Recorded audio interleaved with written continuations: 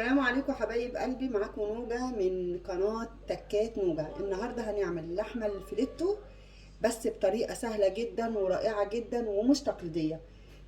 هنعملها بالبصل المقرمش. يعني ايه البصل المقرمش؟ هتشوفوا معايا في الطريقة دلوقتي. هنقول مكوناتنا. معايا لحمة فيليتو، معايا بصل، معايا توم، معايا رز بسمتي، ولو انت حابة تعملي برز مصري عادي بيتعمل جنبيها رز ابيض بس مصري مش بشعريه، ومعايا ملح وفلفل اسود فقط لا غير. وطبعا اللحمه بتتعمل بالزيت الزيتون. لو انت ما عندكيش زيت زيتون ممكن تعمليها بالزيت العادي. خليكم معايا وشوفوا الطريقه هتتعمل ازاي. بس يا حبايبي، معايا طاسه على النار. تمام. هنحط فيها شويه زيت زيتون، واللي ما عندوش زيت زيتون يحط زيت عادي لكن مش بالسمنه. تمام. ما تنفعش الوصفه دي بالسمنه. بس كده. معايا توم احطه. هي اساسها التوم والبصل، متتعملش غير كده. طبعا مش هينفع اسيب زيت الزيتون يغلي قوي. تمام.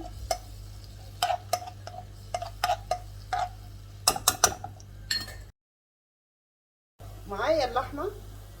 انا اللحمه المفروض انها تتقطع مكعبات، ما تبقاش كبيره كده. يعني بمعنى اصح على قد معلقه الرز اللي انت هتاكليها.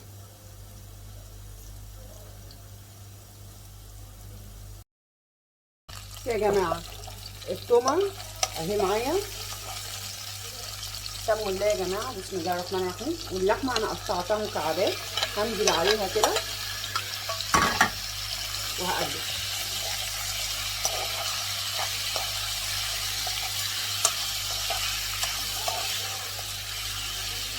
ما بضيفلهاش اي حاجه لغايه لما تستوي. يعني ممكن اضيف لها شويه فلفل اسود صغيرين، لكن ما بحطش فيها لا ملح ولا اي حاجه. لكن في تكه صغيره كده انا هعملها، ودي تكه من تكات نوجه هقول لكم عليها.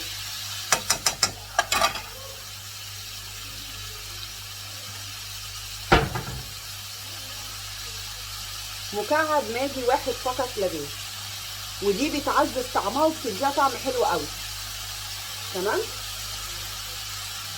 وادي شويه الفلفل الاسود، مش كتير، لان انا الطريقه دي بتحب طعم اللحمه يكون باين قوي وما بيتغيرش طعمها. عشان كده احنا بنحط ملح وفلفل اسود فقط لا غير، ومكعب الماجي بس. هسيبها بقى تتخمر مع نفسها كده، وهقول لكم هيحصل ايه بعد كده.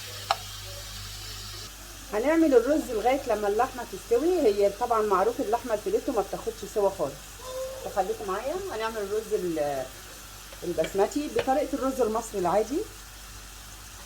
شويه زيت،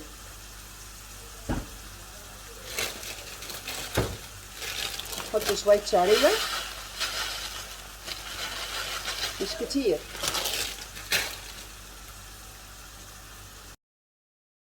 وتيجي نصلي على النبي عليه افضل الصلاه والسلام. عليك يا رسول الله.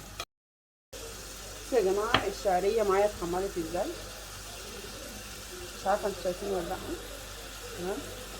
حطي معاها نقطه قرفه، ده في الرز البسمتي فقط. تمام. واقلبها. حط الرز.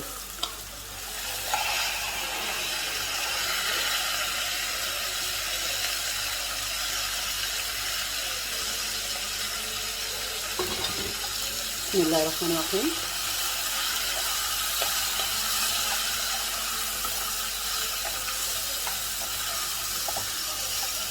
شوفوا الريحه بتاعت الرز مع نقطه القرفه اللي اتحطت دي رائعه جدا جدا جدا، حلو قوي. حط نقطه تاني صغننه مع الرز. حط ملح،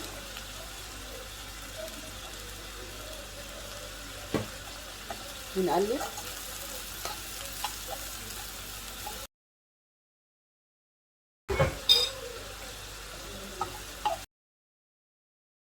ميه.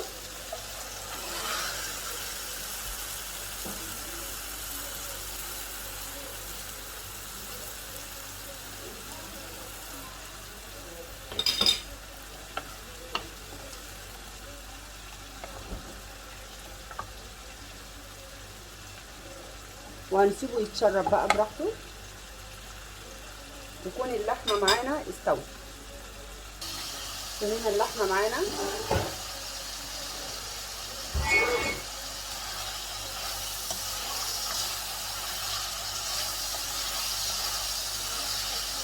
طبعا انا شوحتها، يعني خليتها تاخد في الزيت والثوم لغايه لما قرب انها خلاص هتستوي. بس عشان احنا بنحبها طريه قوي قوي قوي بضيف لها كوبايه ميه، بس مش مره واحده. تمام.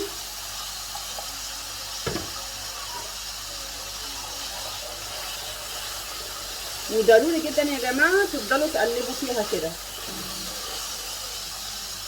كوبايه الميه هحط نصها بس، ولما تبتدي تشربها احط النص التاني، لسه فيها بقيه، خليكم معايا. بصوا يا جماعه اهي شربت من نص الكوبايه اللي انا حطيته. هنحط النص التاني وهنسيبها بردك تستوي شويه. بس يا جماعه نعمل السلطه لغايه لما اللحمه والرز يستوي. تمام.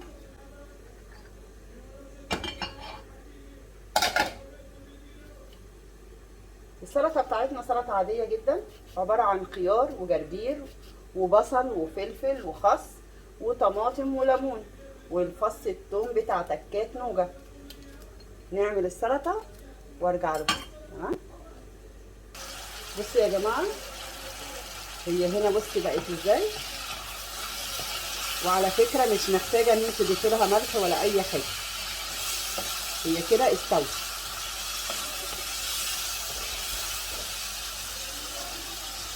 الخطوه اللي بعد كده انا معايا البصلات اللي انا قلت لكم عليها في الاول، قطعتها شرايح كده وانزل عليها كده واقلب.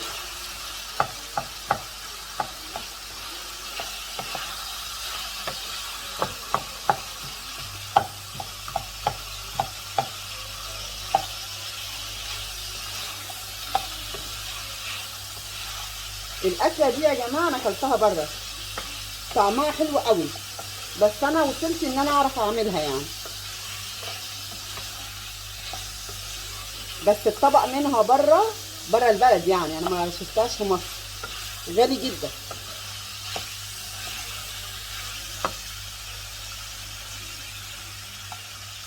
طبعا مش هنسيب البصل يستوي، احنا بنسيبه يتشوح بسيط جدا مع الزيت اللي نزل من اللحمه.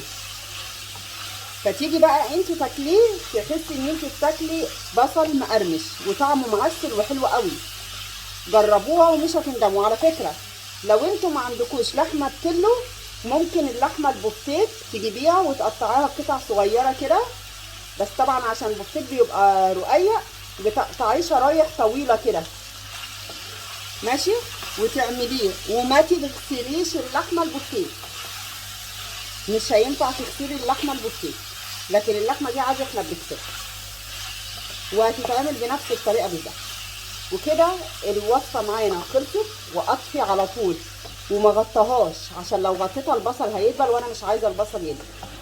بصوا شكلها.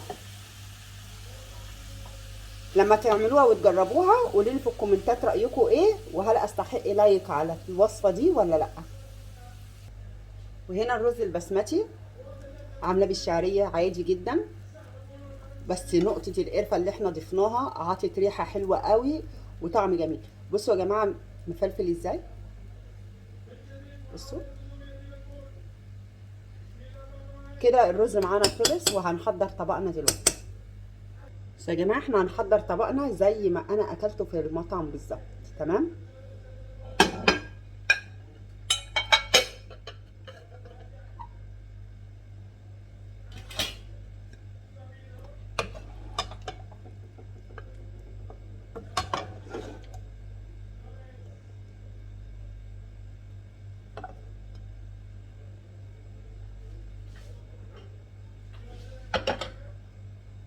شايفين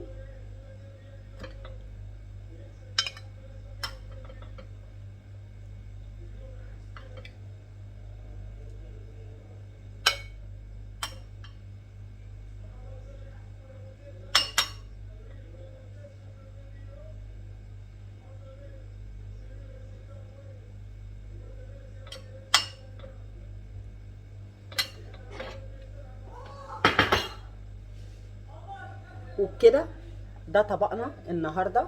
مش عارفه انتوا شايفين ولا لا. قولوا لي ايه رايكم في وصفتي، يا رب تعجبكم. الاكله دي هتعجبكم جدا وهتعجب اولادكم واطفالكم جدا، وهيحبوا ان هم ياكلوها باستمرار.